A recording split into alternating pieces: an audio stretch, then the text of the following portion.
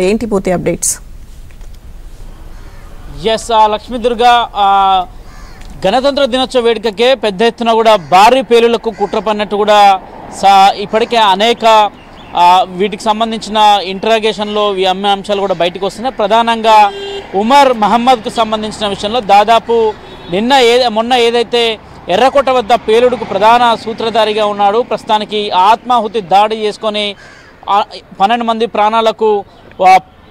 ప్రాణాలను కూడా పొట్టన పెట్టుకున్న ఉగ్రవాది. దాదాపు అతనిపైన గతంలో కూడా అనంతనాగులో అతను పనిచేసిన సందర్భంలో కూడా ఆయన ప్రవర్తన పట్ల కూడా సదరు కాలేజీలో ఆయనతో పాటు పనిచేసిన వారు కావచ్చు, హాస్పిటల్లో ఆయనతో పాటు పనిచేసిన వారు కూడా పెద్ద ఎత్తున ఉమర్ అహ్మద్ యొక్క ప్రవర్తన కావచ్చు, ఆయన రోగుల పట్ల వ్యవహరించిన తీరు కావచ్చు, ఆయన నిర్లక్ష్యంగా వ్యవహరించినందుకు ఒకరి ప్రాణం పోయినట్టు, గతంలో ఆయన సస్పెండ్ చేసినట్టు కూడా తోటివారు సైతం కూడా అనంతనాగులో ఉన్న ఉద్యోగులంతా కూడా ఈ అంశాన్ని చెప్పడం జరుగుతుంది. ఇక ఎర్రకోట పేలుల్లో ప్రాథమిక దర్యాప్తు తర్వాత పలు కీలక అంశాలు బయటపడుతున్నాయని చెప్పాల్సి ఉంటుంది. ఢిల్లీ, ఎన్సీఆర్, జమ్మూ కాశ్మీర్, పుల్వామాలో పలు ప్రాంతాల్లో భద్రతా సంస్థలు ఇటీవల దాడులు జరిపాయి. అందులో భాగంగానే ఫరీదాబాద్లో ముజ్మిల్ మహమ్మద్ను మొదట పోలీసులు పట్టుకున్న సందర్భంలో దాదాపు 3000 కిలోలకు పైగా అమోనియం నైట్రేట్కి సంబంధించిన పేలుడు పదార్థాలు కూడా ఆయన నుంచి సేకరించిన సందర్భంలో కావచ్చు, ఒక పిస్తోల్ని కూడా సేకరించిన సందర్భంలో ఆయనను మొదట ఇంట్రాగేషన్ చేసిన తర్వాతకి షాహీన్ అనే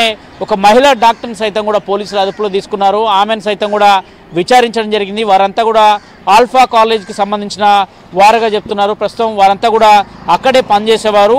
మొదట ఉమర్ అహ్మద్ సైతం కూడా మొదట దాదాపు ఫరీదాబాద్లోని ఆ కాలేజీలో 10 రోజుల పాటు కూడా ఆల్ అల్ఫా కాలేజీలో ప్రధానంగా వెహికల్ని సైతం కూడా హుండా i20 కారును 10 రోజుల పాటు అక్కడే పార్కింగ్ చేశారు. ఆ పార్కింగ్ సంబంధించిన విజువల్స్ సైతం కూడా ఇప్పుడు ఉన్నాయనేది కూడా ఉమర్ ఆ సందర్భంలో ఆల్ఫా కాలేజీలో ప్రధానంగా ఆ వాహనాలని పార్కింగ్ చేసిన సందర్భంగా వచ్చి అక్కడే 10 రోజులు ఉండడం, తర్వాతకి ఎర్రకోట పరిసర ప్రాంతాల్లోనే ఒక మసీద్ దగ్గర వెహికల్ని పార్క్ చేయడం, మధ్యాహ్నం 3:50 సందర్భంలో ఆ రోజు పేలుడుకు ముందు వాహనాన్ని అక్కడనే పార్కింగ్ చేశారు. గంటల తరబడి అక్కడే ఉన్నారు. తనకు సంబంధించిన వారంతా ఒక్కొక్కరికి అరెస్ట్ కావడంతో కొంత భయభ్రాంతులకు గురయ్యాడు. అందులో భాగంగానే ఒక్కసారిగా బాంబును పూర్తి స్థాయిలో కూడా ఇంకా రెడీ చేయకముందుగా నేరుగా తీసుకొచ్చి 6:50 సందర్భంలో ఎర్రకోట వద్ద మెట్రో గేట్ నెంబర్ 1 దగ్గర మొదట వాహనాన్ని ఆపి వెంటనే ఆత్మాహుతి దాడికి ప్లాన్ చేశారన్నది కూడా పోలీసుల యొక్క ప్రాథమిక అంచనా వేయడం జరిగింది. ఎందుకంటే ఇప్పటి వరకు బాంబు పేలి 2 రోజులు ఘటన జరుగుతుంది.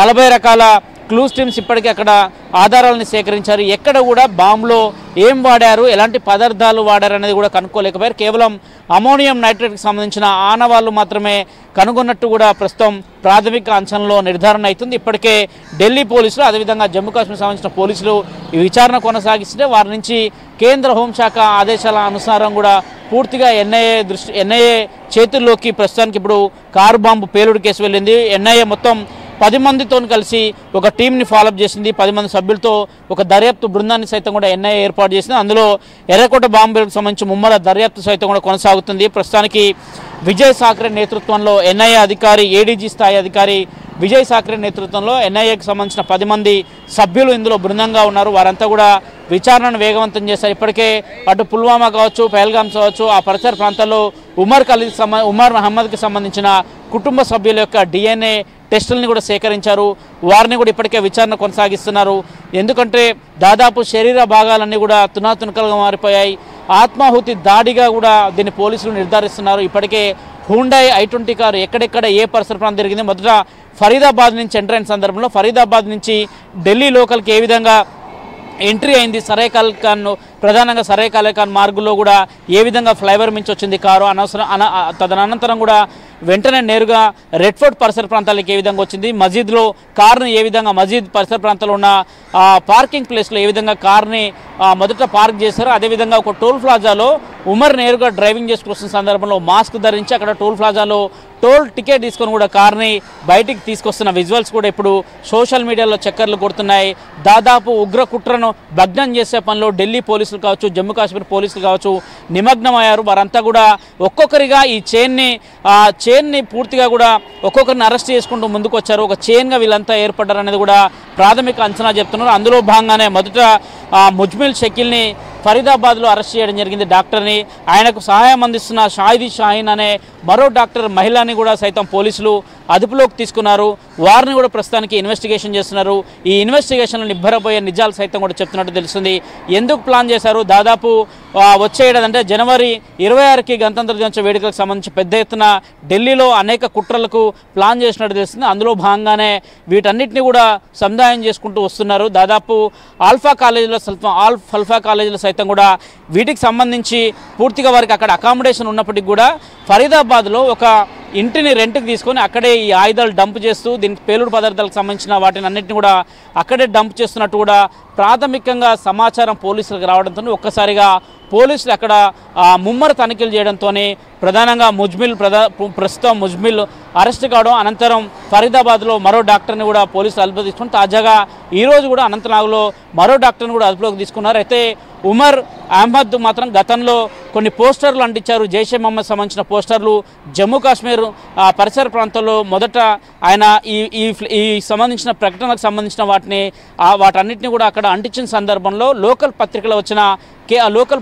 వార్త ఆధారంగా నాటి సందర్భంలో జమ్మూ కాశ్మీర్ డీజీపీ ఎంక్వైరీ చేస్తే ఉమర్ అనే అతనే అక్కడ పోస్టర్లు కలకలం రేపిండు. పోస్టర్లు అంటించడానికి అతనే ప్రధాన కారణం అని చెప్తున్నారు. ప్రస్తుతానికి ఉమర్ ఫ్యామిలీని సైతం కూడా పోలీసులు అరెస్ట్ చేయడం, వారికి సంబంధించిన డిఎన్ఏకి సంబంధించిన శాంపిల్స్తో పాటు గతంలో ఈయన వైఖరి ఏ విధంగా ఉండేది, గతంలో ఇంకెవరెవరితో కలిసి ఉండేది అనే కోణంలో కూడా ప్రస్తుతానికైతే విచారణ కొనసాగుతుంది. ప్రస్తుతానికి రెడ్ ఫోర్ట్ పరిసర ప్రాంతాలంతా కూడా ఇంకా బంద్ వాతావరణంలో ఉన్నాయని చెప్పాల్సిన పోలీసులు ఇంకా అక్కడే ఉన్నారు.